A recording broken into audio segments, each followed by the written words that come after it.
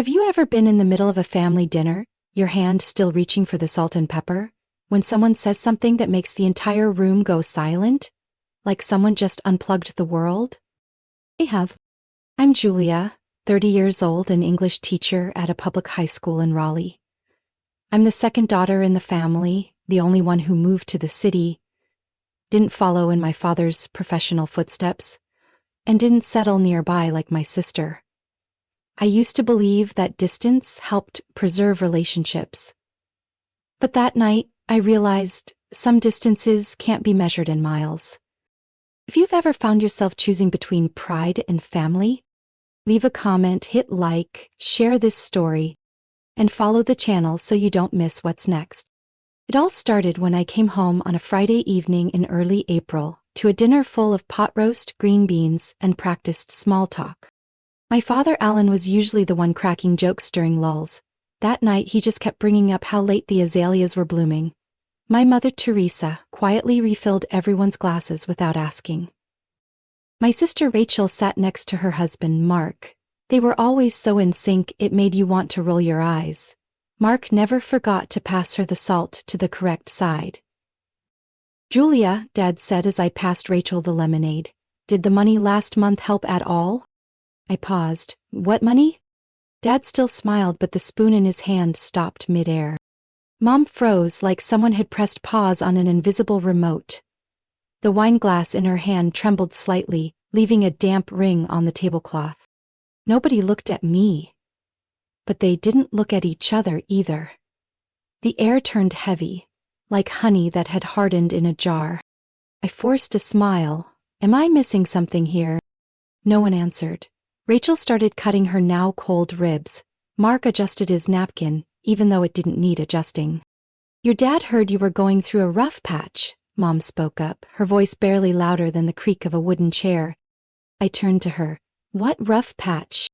No explanation, but Dad's eyes that used to watch me from the bleachers during high school soccer, had shifted. He looked like he'd just realized something, but didn't know what to do with it. I kept my voice level. "Is there something I should know?" Silence. Again. Not the kind you leave room for someone to speak, more like the kind you use to rebuild a wall that just cracked. Mom gently set her wine down, her hands still shook around the stem. "I meant the care package," she said. "The granola and those wool socks I sent last month." I gave a dry laugh. "That package was worth a few $1,000s?" Mark cleared his throat. Rachel set her fork down. The soft clink sounded like a church bell in an empty chapel. I looked directly at Mom. For the first time in years, she couldn't meet my eyes. "Someone's been depositing money into my account, monthly. I never asked. I thought it was a delayed bonus from my last school." Dad furrowed his brow. "You're serious?" I nodded. "Completely. And now I want to know, who's behind it? And why did no one think I had the right to know?" Mom looked conflicted. "I just want you to feel ashamed." That line hit me harder than I expected, not because of the money, but because she'd already decided how I should feel. I put my fork down, pushed my chair back slowly. "I need some air." Out on the porch, the spring air in Raleigh was soft, not cold enough to sting, but not warm enough to soothe the burning in my neck. Behind me, I heard Dad murmur, "I thought I was the only one who didn't know." I stood there, watching the dogwoods bud along the yard. My heart had slowed, but my mind was still spinning like a toy top, waiting for the rest of the truth to unspool. I didn't know then that was only the beginning. I stayed on that porch nearly 10 minutes. No one followed. They left me alone with the breeze and a few magnolia petals scattered along the steps. What I felt wasn't quite anger. It was more like being dropped into a scene where everyone else had read the script but me. I've always been the type to read every line of a lease, proofread job emails twice. And yet somehow I hadn't questioned where the deposits were coming from for months. When I realized it, I didn't feel guilty, I felt foolish. 3 months ago, I lost my job. The high school in Charlotte where I taught cut funding. The English department, of course, got slashed first. I was one of 6 called into the office late on a Monday afternoon. The kind of hour where no one has the energy to argue or cry anymore. "We're very sorry, Julia," the principal said, reading like she was delivering a breakup speech. "This has nothing to do with your performance." I nodded, polite, picked up my bag and walked out. No hugs. No note on the whiteboard. Back in my 3rd-floor apartment, I didn't turn on the lights. I sat on the hardwood floor next to the heater and stared at the electric bill due the next day. I thought I could manage. And I did, for the first 2 months. Then everything started to fray. I sold the old Subaru that had gotten me to every summer tutoring job in Winston-Salem. I moved out of my balcony apartment into a tiny studio near the train tracks. Every night I heard metal grinding. Every morning, mice scurried across the kitchen like I was the one invading their space. I canceled my premium library card, stopped buying coffee to go, and lived off rice, eggs, and frozen vegetables. Sometimes I told myself it was an adventure. Mostly, it wasn't. Then came the insurance. When I lost my job, I lost my health coverage. The migraines I'd once written off as stress came back more often. On the worst days, I couldn't get out of bed. Light made me dizzy. Hand sanitizer made me gag. But the medication cost $200 a box. No insurance, no chance. I almost called my parents. Almost. But every time I looked at my phone, I remembered Mom's sigh when I chose teaching over accounting. Her original plan for me. "You're so talented," she once said. "What a waste." I couldn't bear hearing that again. This time, about being unemployed. So I stayed silent. And then, the money started showing up. But the first month I assumed it was a late bonus. The second, I convinced myself it was a state tax refund. By the third, I'd stopped checking. Money in meant breathing room. Asking questions meant pressure I didn't have space for. And now I was paying for that ease. I returned to the table. Everyone was still seated like a paused scene. Mom was twisting her wine glass. Dad sat up straight, forehead creased. Rachel stared at her lap like it had received a text. Mark rested his hand on her shoulder. A small gesture, but heavy. "My bank account," I said before anyone could ask. "Every month on the 3rd. That money isn't mine. And I want to know who's behind it." Silence. No denials. But no confessions, either. Mom cleared her throat. "We can talk after dinner." "I'm full," I said. Dad shook his head gently. "We shouldn't keep this from her anymore, Teresa." That name, the way he said her name instead of your mom or she, made her freeze. Something was off. And I was beginning to realize the money was just the surface. The truth was beneath that calm water, and I was about to step in. I stood up slowly, the chair scraping against the smooth wooden floor. No one said a word. My mom looked at me like she wanted to say something but swallowed it along with her breath. "Let's talk in the kitchen," I said, not waiting for anyone to agree. The kitchen still held the scent of roasted onions lingering in the oven, and a hint of cinnamon from the cake my mom said she'd baked just for fun. She stepped in a few paces behind me, wiping her hands on her apron even though there was no stain. Dad followed, heavy and silent. I leaned against the fridge, arms crossed. "Dad's right, this shouldn't be kept secret. How long have you been sending me money?" There was a short pause, then she answered, so quietly I had to really listen. "Since November." I blinked. 6 months? She nodded. Dad leaned back against the table, hands braced behind him, like he was trying not to collapse. "Why did you do it?"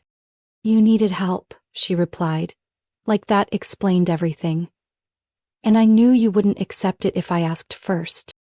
My voice rose. "What did you sell to get that money?" Dad turned, his expression shifting instantly. "Sell what?" Mom glanced at him, then back to me. "Some old jewelry from your grandmother, a few pieces no one uses anymore." "The turquoise necklace and earrings?" I asked, my voice dry. "The ones you said you were saving for me to wear at my wedding?" Her eyes flickered. just a brief flash of emotion she couldn't hide. Yes. But you're not planning on getting married anytime soon, Julia. I gave a soft laugh, not because it was funny, but because I didn't know what else to do. So if I'm not getting married, family heirlooms just lose their value? That's not what I meant, she said, dropping her gaze. Was there anything else? I looked her straight in the eye. Did you sell anything else? Some old silverware, the tea set from your great aunt. I figured sitting in a cabinet wasn't doing any good. Dad still hadn't spoken, but his shoulders were stiff, jaw tight. I turned to him. Did you know about this? He didn't tell him, my mom jumped in. I didn't say anything because I knew he'd try to stop me. Exactly, Dad said, voice low but sharp. I would have stopped you. That's family property. You don't get to decide on your own. I was trying to help our daughter, my mom replied, her voice rising. She needed money. She was unemployed, alone in a big city, not eating right. I saw the photo someone posted in the PTA group. Dark circles under her eyes, flat hair. She'd clearly lost weight. I froze. You came to my school? No, she sighed. A parent took the picture and posted it in the teacher group. I still have contacts in there. So you were monitoring me? I wasn't monitoring, I was worried. But you didn't ask, you didn't call, didn't text, just acted. Sent money, made the choice for me. Because you would have said no? Yes, because that's my right.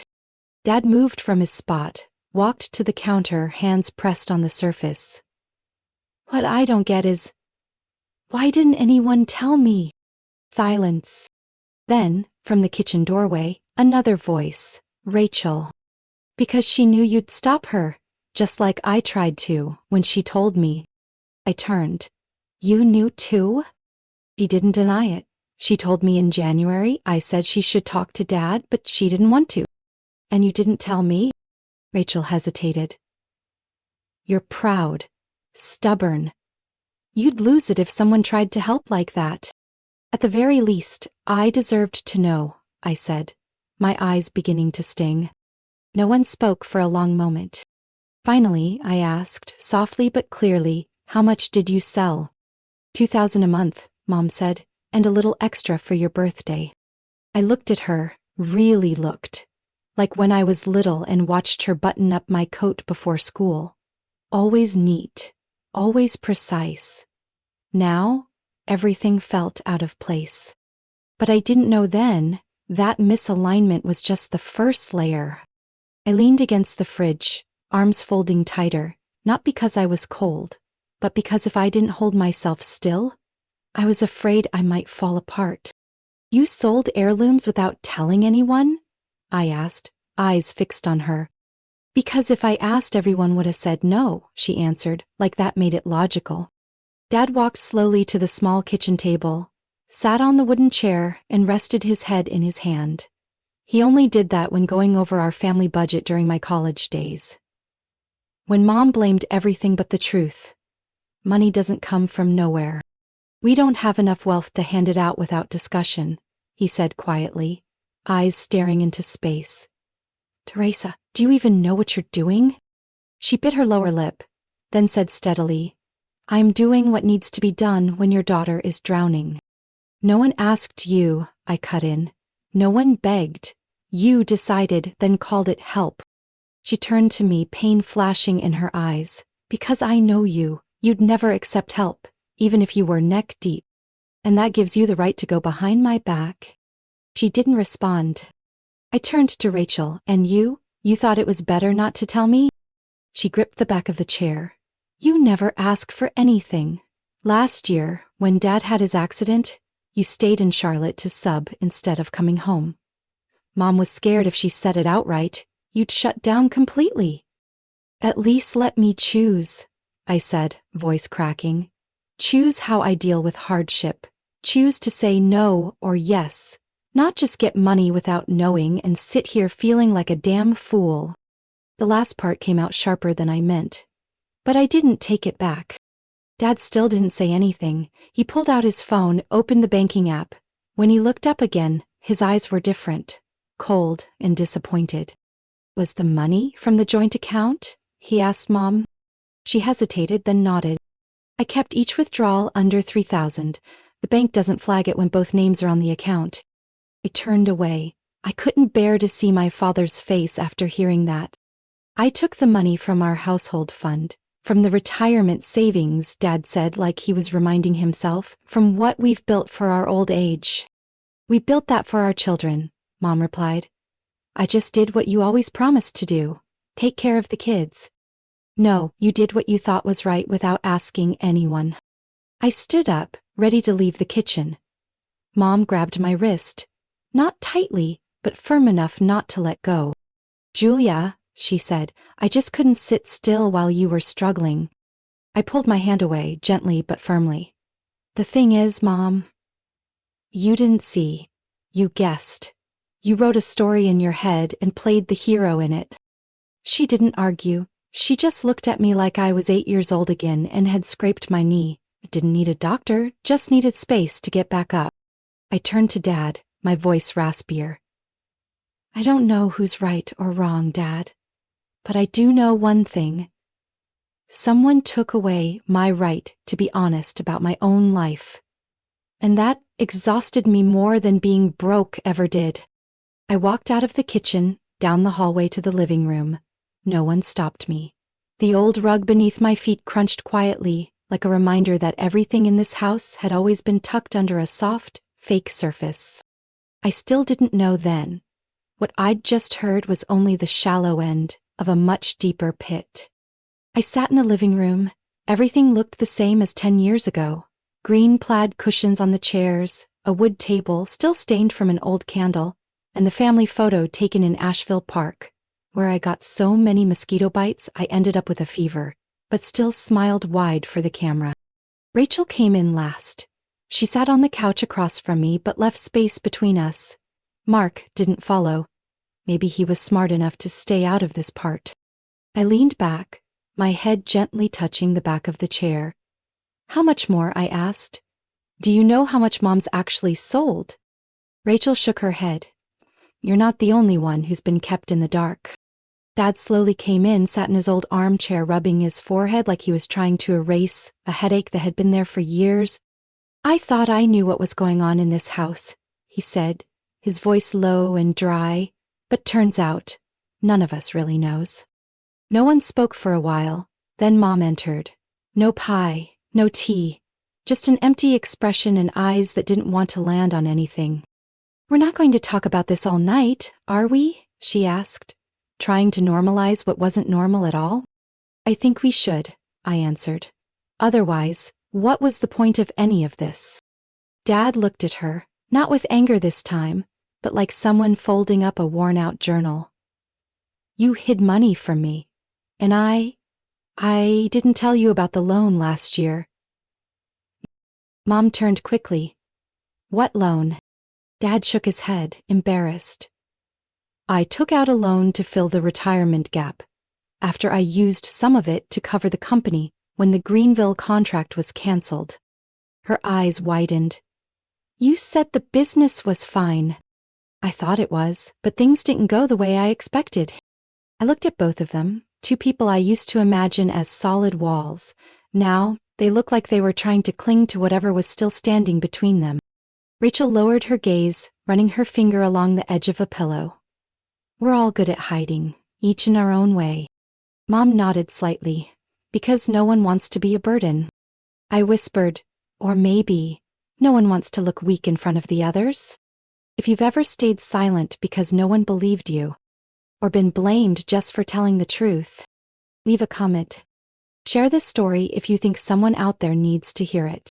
The tension wasn't as sharp anymore, but it wasn't exactly gone either. It felt like that moment right before rain. No more harsh sun, but not quite safe to breathe easy yet. Rachel looked up. You know, when we were little, you always did everything by yourself. Riding a bike, cooking, building your own shelves.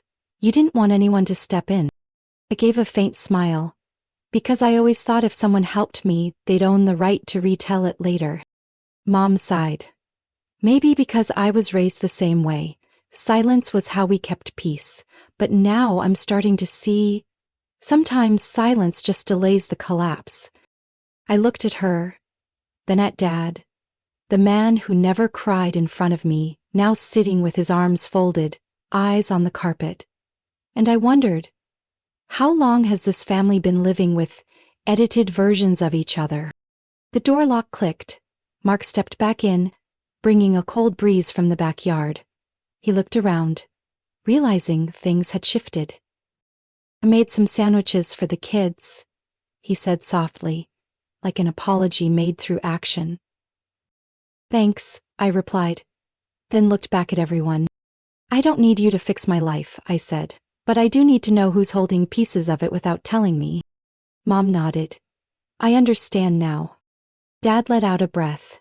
We need to talk, really talk. We could start by saying the things we've hidden, I suggested, calmly but clearly, because I felt like the only thing we lacked now was the courage to move forward.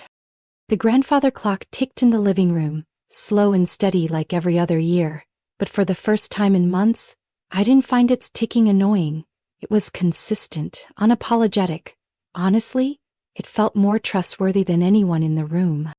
I'm not the only one who's been hiding something, I said, settling back on the sofa. I have something to share. Rachel looked up, not surprised exactly. Dad sat straighter. Mom stayed silent, her hands clenched together. Since February, I said slowly, I've had severe headaches. Feels like someone's pressing a weight into my skull. Some days I couldn't even open my eyes. Mom covered her mouth. Oh my God. It's okay. I went to a doctor once, using what savings I had. Nothing serious. Just stress, insomnia, not eating well. But the medication, without insurance, it cost more than my rent. Why didn't you say anything? Rachel asked softly. I shrugged. Because saying it wouldn't change anything. I thought I'd find work soon, get insurance again. But every week the rejection emails came in, like utility bills. Dad nodded slowly, as if he understood in his own way. Then he said, I've got something to share too. Everyone turned to him. 2 years ago, the company hit trouble. A partner pulled out and cash flow froze. I borrowed from our retirement account to make payroll. Mom's eyes widened. You said the company was fine. I didn't want you to worry, or for the kids to be disappointed. I always thought I had to be the strong one in this house. And now? I asked. Now, the business is barely holding on, he admitted. I kept the truth hidden, thinking I could fix it without anyone needing to know. A long silence followed. But it didn't feel like before. It felt like something soft had surfaced. A thin life raft bobbing in the water, just enough to hold someone who's been drowning. I've got something too, Mom said quietly. Last year, I was offered a part-time cooking class at the community college. I turned it down. Why, Mari? Rachel asked. Because I thought I had to stay home, keep the house tidy, take care of your dad, do all the invisible things. I thought if I did something just for me, it would be seen as neglect. My dad said nothing for a moment. Then he said, I'm sorry. Maybe I never made you feel like wanting something for yourself was reasonable. I didn't know how to describe the feeling when the 3 people I grew up with each admitted they'd been carrying roles they weren't sure they ever chose. I sat quietly for a bit, then said, I don't think we're the only family like this. We've just been really good at performing. Rachel nodded gently. So good we forgot what we actually needed. I took a deep breath. Now I know I need to be trusted enough to speak up, even when I'm failing. Dad clenched his hands. And I need to stop thinking I'm a superhero. I'm just a dad, and that's enough. Mom said softly. And I need to learn how to love without controlling. I looked around and wondered, maybe the one thing we'd all been missing over the years wasn't money or status, but the ability to be heard without being judged. Because when that happens, everything else can begin again, even if it's late. The next morning, I woke up in my old bedroom. The walls still had the faint marks from the tape I used to hang posters in high school. The ceilings still held the V-shaped crack I once imagined as bird wings. Nothing had changed. But I wasn't the 17-year-old girl who used to lie there clutching her journal, wishing for a family that truly listened. Breakfast was quiet, but not the uncomfortable kind. Mom made waffles, Dad brewed coffee, Rachel rummaged through the fridge for raspberry jam. We moved around each other like people relearning how to share space. "I think," I said as I set my glass down, "we need some new ground rules." Dad looked at me, eyes narrowing a little. "Rules?" "Yeah, nothing rigid, just commitments." "What kind?" Rachel asked, chewing a bite of waffle. I held up 4 fingers. 1. If something's wrong, say it. Don't wait for someone to guess. 2. If you want to help, ask first. No more secret interventions. 3. Respect the right to decline help. And 4. Anything involving family finances has to be discussed together. Dad nodded slowly. "I agree." Mom looked down at her plate. "I do too." "There's one more thing," I said. "The money you sent me, I can't pay it back directly, but I don't want to treat it as no strings attached." "What do you mean?" she asked. "I want to set up a separate account. Call it the transparency fund or something if there's ever an emergency. Health, unemployment, education. Anyone in this family can propose using it, but only with everyone's agreement." Rachel tilted her head, thinking, not a bad idea. Dad raised an eyebrow. "And who's managing it?" "All 3 of us," I said, pointing to myself, Rachel, and Dad. "No one has full control." Mom gave a small laugh. "Looks like you've learned how to take control." "It's not about control," I said. "It's about keeping us on the same page." After breakfast, Rachel pulled me out to the back porch. "You've done more than I thought," she said, eyes on the backyard where Dad was fiddling with the garden hose. "You mean clearing the air?" "No, getting everyone to sit down and tell the truth. You got Mom to listen, which honestly no one's ever pulled off," and smiled. "Maybe I just spoke loudly enough." "Maybe," Rachel nodded. "But you also knew when to step back." I didn't answer. I just looked at the cherry tree in the yard, the one Mom always wanted to cut down because it bloomed too little, because Dad kept saying it'll be beautiful next year. I didn't know if my family had truly changed, but I knew one thing, at least now, we had a place to begin. That afternoon, as I packed up the car to head back to Charlotte, Dad came over holding an envelope. "This is the contact for a friend of mine. They're looking for someone to help with a short-term education project in Greensboro. No long-term promises, but it might be a place to stand." I took it, but didn't open it. "Did you recommend me?" "No, just sent your resume and said I knew a good teacher looking for opportunities." "So indirect, better than wiring money behind your back." I laughed. "I'll call him myself. Thanks, Dad." He nodded. "And if it's not the right fit, you don't have to take it." Pros the trunk. Mom stood by the door, waving gently. No lecture, no envelope, stuffed in my coat sleeve, like always. Just one sentence. "When you're ready, come home for dinner. No pressure." I nodded, and for the first time, that invitation sounded real. The next week, I was back in Charlotte. My small apartment looked mostly the same, except for a new scuff mark on the floor where I'd rushed in with my suitcase on Sunday night. The fridge was nearly empty, 1 bottle of hot sauce, 1 dried up lemon, and an expired carton of milk.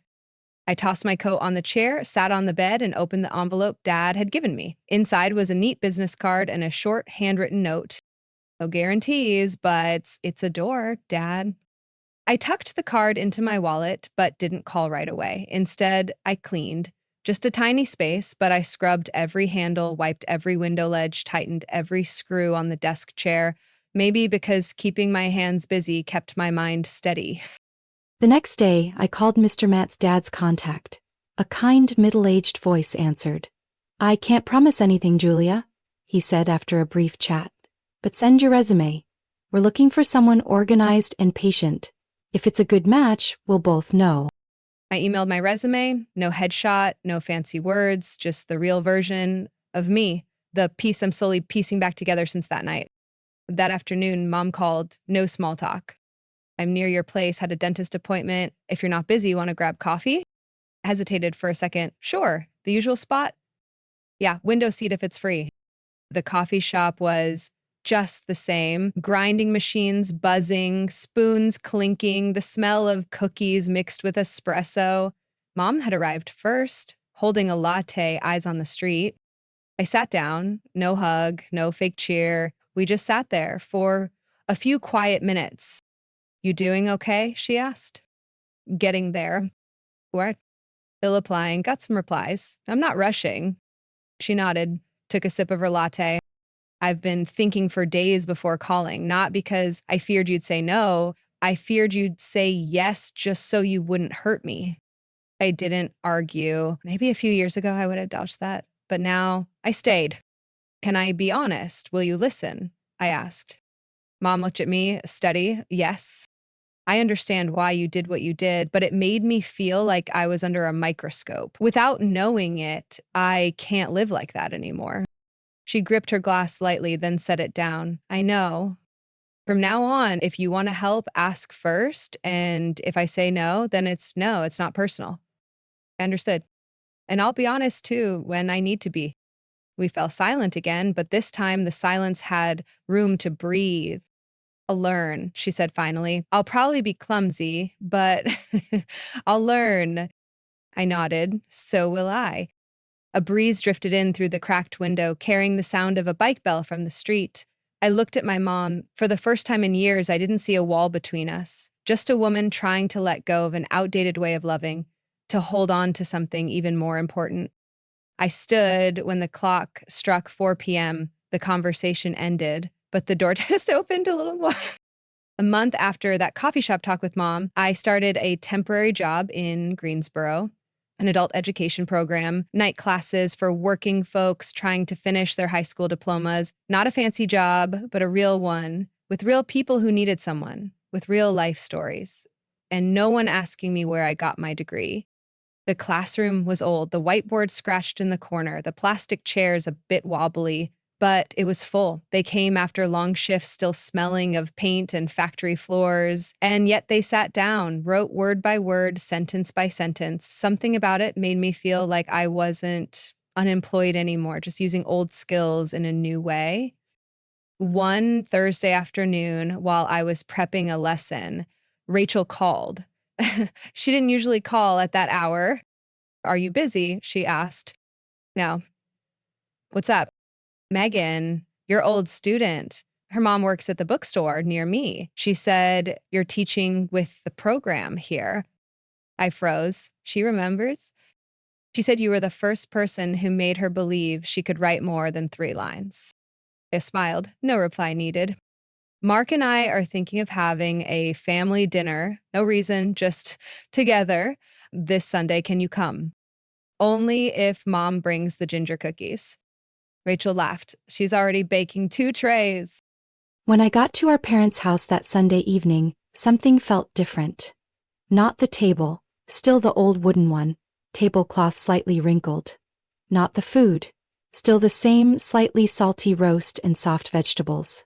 But something in the air felt lighter. Mark talked more than usual. Rachel didn't correct him. Mom didn't insist I eat more, just placed 1 piece of meat and waited for my nod before offering anything else. Dad talked about the company starting to pass some projects to others. I don't need to control everything anymore, he said, eyes drifting toward the window. I used to think it was responsibility. Turns out, sometimes it's just habit. We sat and listened, no interruptions, no sidetracks. It wasn't a magical night, but it was real. After dinner, Rachel pulled me out back. The cherry tree was sprouting soft, new leaves. Do you feel it? She asked. Both around. Yeah, but it's not that people changed, it's that no one's pretending anymore. Exactly. Like Mom, she didn't hide her tears when that cold medicine ad came on. I laughed. And you let Mark finish his sentence without correcting less to fewer. That's a win, Rachel smiled, then paused. Do you think what we're doing is a restart? I thought for a second. No. I think this is the first time we're actually starting the right way. The breeze carried a whiff of mint from the garden. I took a deep breath. not full of hope, not void of trust, just enough to stay, but not too much to trap me. And it was the first time I thought, maybe I'm not just healing, but learning how to build something stronger. I came back to my parents' house on a Friday evening in mid-summers. Summers in Charlotte are never mild. The air thick like wool, cicadas buzzing endlessly, but in that kitchen, something had softened. Mom used the everyday porcelain dishes, not the formal pottery for holidays. Dad set out the lemonade before anyone asked.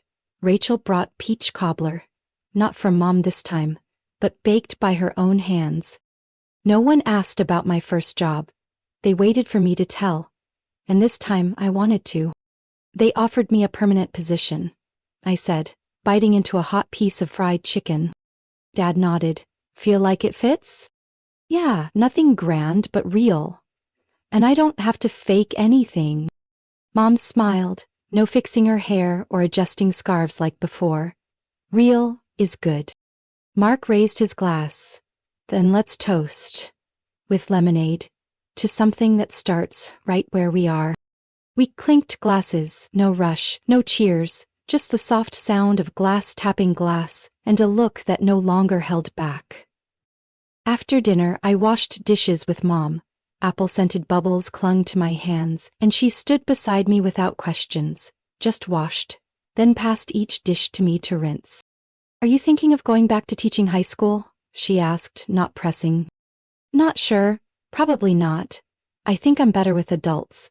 They don't need me to teach them how to write, just to remind them they have the right to. She nodded. Sounds like you. That's a good thing.